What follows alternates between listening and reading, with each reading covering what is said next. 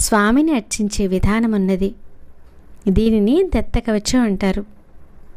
భక్తుడు దత్త నామాలను జపిస్తూ శిరస్సు మొదలుకొని కాలి వేళ్ల కొసల వరకు ఒక్కొక్క అంగాన్ని తాకాలి.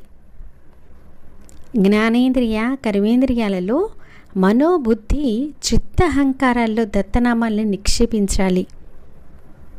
దత్త కవచధారులకు ఏ రంగంలోనూ అపజయం ఉండదు. శత్రుభయాలు, దుష్ట పీడలు, గ్రహబాధలు, భూత ప్రేత పిశాచాల హింసలు దరిదాపులకు కూడా రావు. భక్త రక్షణలో ఇది వజ్రకవచం.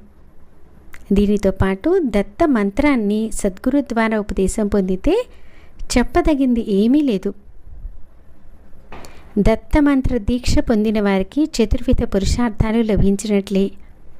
ఇంతగా జపించలేని వారు దత్త నామాన్ని